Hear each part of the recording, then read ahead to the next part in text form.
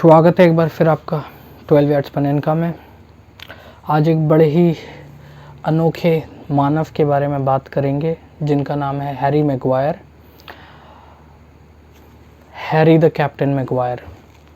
तो इनकी शुरुआत हुई शेफील्ड से। इनका जो राइज़ रहा है वो 2011 में शेफील्ड में इन्होंने शेफील्ड के लिए साइन किया। शेफील्ड से फिर ये हल सिटी आए, हल सिटी से विगान आए, विगान से हल सिटी आए दोबारा, और फिर 2017 में इन्होंने लेस्टर के लिए साइन किया। 2017 से 19 के बीच ये लेस्टर के लिए खेले। परफॉर्मेंसेस बहुत अच्छी रही। लेस्टर का पोस्ट टाइटल भी राइज़ में इनका इंक्लूजन रहा है और ये अच्छा खेलते थे जब लेस्टर में खेलते थे, डिफेंडर थे। तो मैनचेस्टर यूनाइटेड के लिए खेलते हैं ये ज़रूरी नहीं है, मैनचेस्टर के कैप्टन है ये ज़रूरी है। तो इसीलिए आज इनको क्रिटिसाइज़ करूँगा मैं।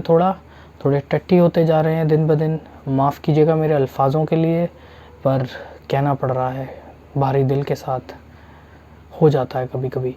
तो हैरी मैगवायर की अगर मैं बात करूं तो जब लेस्टर के लिए खेला करते थे तो 76 मैचेस खेले थे लगभग इन्होंने लेस्टर के लिए, और 5 गोल मारे थे। डिफेंस में अच्छे थे, एयर में अच्छे थे, अच्छे हेडेड बॉल्स लेते थे और एयर में ज़्यादातर जीतते थे, हेडेड क्लियरेंस काफ़ी करते थे, और एक अच्छे डिफेंडर्स में से एक थे। तो जब साइन किया था मैनचेस्टर यूनाइटेड के लिए, इनको कहा जा रहा था कि अरे अगला वर्जिल वैन डाइक है और क्या क्या, बट आज आपके सामने है। परफॉर्मेंसेस डिक्लाइन होती गई हैं, अपने प्लेयरों को मारते घसीटते हैं, और ये एक चीज़ है जिसके बारे में मैं बात करना चाह रहा हूँ। आप वीडियोस में देखेंगे कि कैसे लूक शॉ को दबोच रहे हैं और प्लेयरों में जाके भिड़ जाते हैं, अपने शरीर को पता नहीं संभाल पाते हैं, यानी भीम की तरह, मतलब तगड़े हैं पर भिड़ते बढ़ाते रहते हैं। तो इनके स्टैट्स के बारे में थोड़ा सा मैं डिस्कशन करना चाह रहा था इस वीडियो में।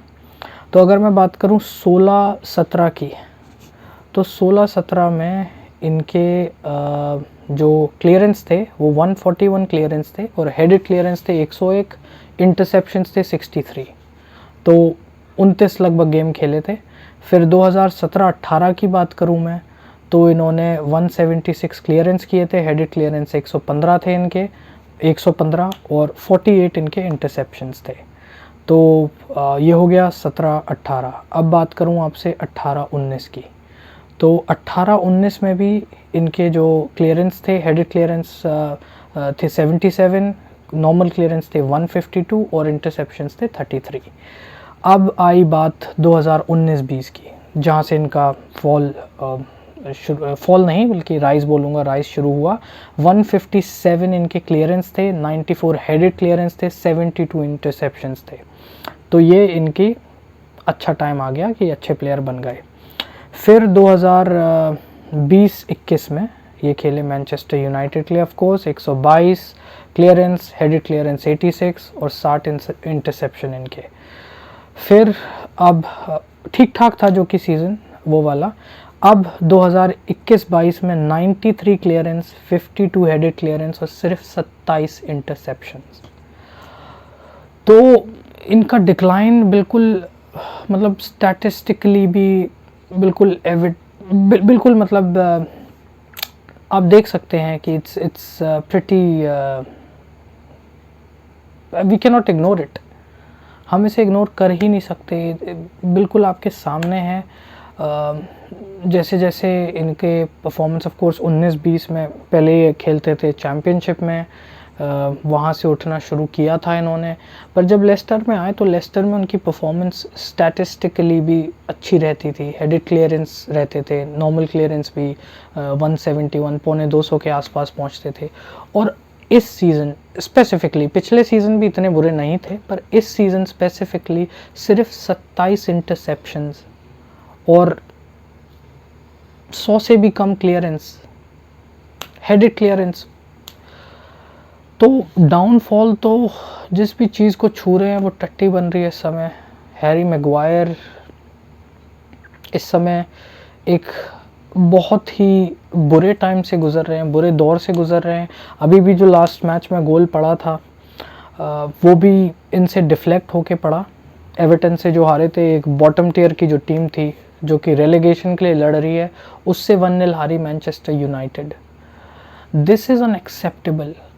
और वो भी एक गोल जो पड़ा, इनकी इतनी गलती नहीं थी, इतना बुरा नहीं खेले, बट फिर भी इनसे डिफ्लेक्ट होके गया। और उसके अलावा भी आप इनकी परफॉर्मेंस देखिए, लेस्टर सिटी के अगेंस्ट तो फिर भी ठीक थी, पर लिवरपूल के अगेंस्ट आप इनकी परफॉर्मेंस देखिए, मतलब वाहियात। उसके अलावा मैनचेस्टर सिटी के अगेंस्ट परफॉर्मेंस देखिए, बेकार। तो एक कैप्टन अगर डिसाइडिंग जो मैचेस होते हैं, चलिए मैनचेस्टर यूनाइटेड की तो क्या ही बोलूँ मैं, छोटी छोटी टीमों से हार रही है, तो लिवरपूल और सिटी की तो बात करना ही बेकार है इस समय। बट रियली गाइज, इसका बैंड इससे बोलो कि भाई हो गया आपका, आप इसको दे दो या तो रोनाल्डो को या किसी नए लड़के को दे दो, स्कॉट मैकटोमनी को दे दो, ब्रूनो फर्नांडिस को दे दो यार। ब्रूनो फर्नांडिस डिज़र्व करता है।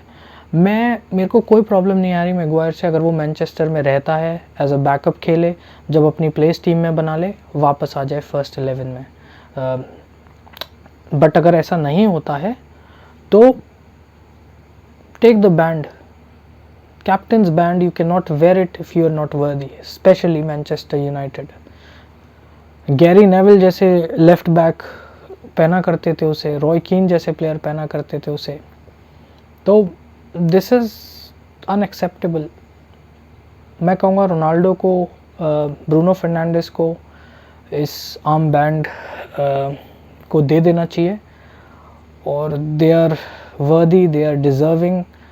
हैरी मैगवायर जब तक खुद से ना फील करें कि वो इस लायक हैं, बल्कि मैं कहता हूँ एक नई साइनिंग है, क्लब लेजेंड भी नहीं है, आके कोई ख़ास परफॉर्मेंस भी नहीं दी, बस ऐसे ही खैरत में उन्हें कैप्टनसी मिल गई है। This is unacceptable guys. But क्या करें, कौन पहुँचाएगी हमारी आवाज़ को, कौन पहुँचाएगा हमारी आवाज़ को बोर्ड तक? हम तो बस अपने ट्विटर पे फिट फुट फुट करते रहेंगे, और ट्विटर पे ट्वीट करेंगे, रीट्वीट करेंगे जो ट्वीट्स हमें दिखेंगे कि भाई Ronaldo for captain, Bruno Fernandes for captain, Harry Maguire out. और really I don't want him to leave Manchester, but I want him to improve. Captain हो तो इम्प्रूव करो, मेहनत करो। आई डोंट नो क्या करते हो, दारू कम पियो, जो भी कर सकते हो करो, but improve yourself. You are a god damn captain of Manchester United.